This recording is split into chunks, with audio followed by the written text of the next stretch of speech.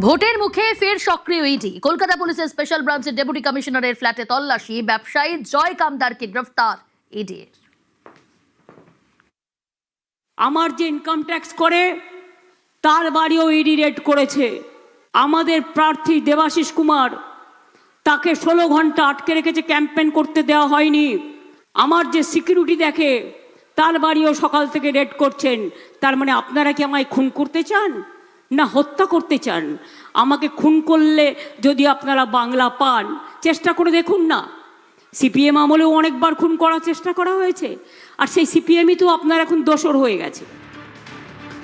23 April বৃহস্পতিবার পশ্চিমবঙ্গে প্রথম দফার ভোট। তার আগে রবিবার কোমর বেঁধে ময়দানে ইডি।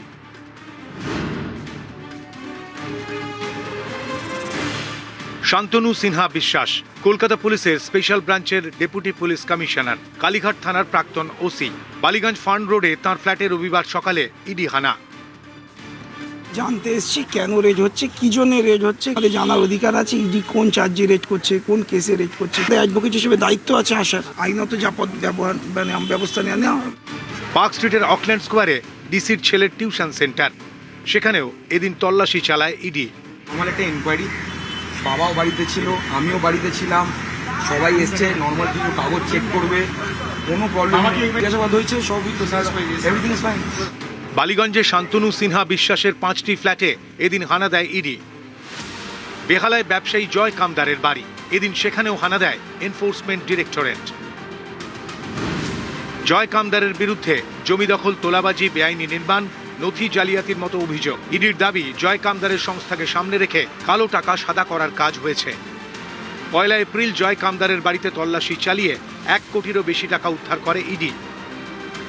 জয় কামদারকে রবিবার তাঁর বাড়িতে প্রায় 5 ঘন্টা জিজ্ঞাসাবাদ করা হয়। তারপর ইডি দফতরে নিয়ে গিয়ে জিজ্ঞাসাবাদ করা হয়।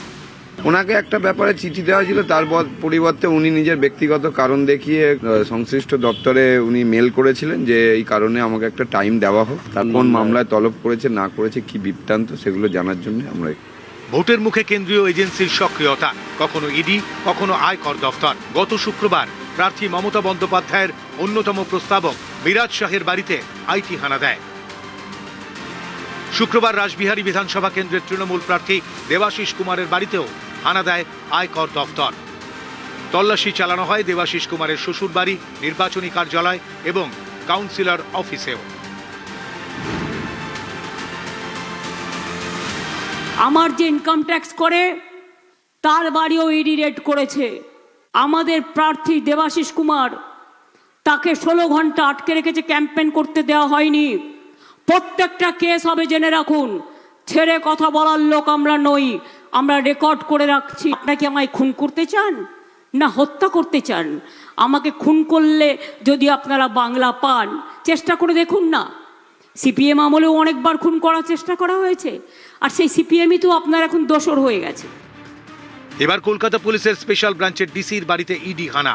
ইডির দাবি, ব্যবসায়ী জয় কামদারের বিরুদ্ধে ওঠা একাধিক অভিযোগের তদন্তে কলকাতা পুলিশের এই অফিসারের নাম উঠে আসে, তাই তাঁর ফ্ল্যাটে তল্লাশি। এ নিয়ে ভোটের বাজার গরম।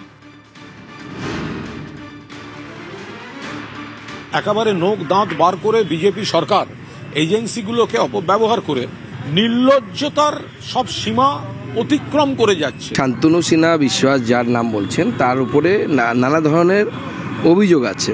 রাজ্যে কার কোথায় ট্রান্সফার হবে তো সিদ্ধান্ত এই শান্তনু সিনহাবাবু নিজে নিতেন। যদি আপনি সম্পত্তি বৃদ্ধি দেখেন, দেবাশিস কুমারের কথাই বলছি, 61 বছর বয়স থেকে পরের 5 বছরে তার সম্পত্তি ডবল হয়ে গেছে, 4 কোটি থেকে 8 কোটি হয়ে গেছে। নিউজ 18 বাংলা।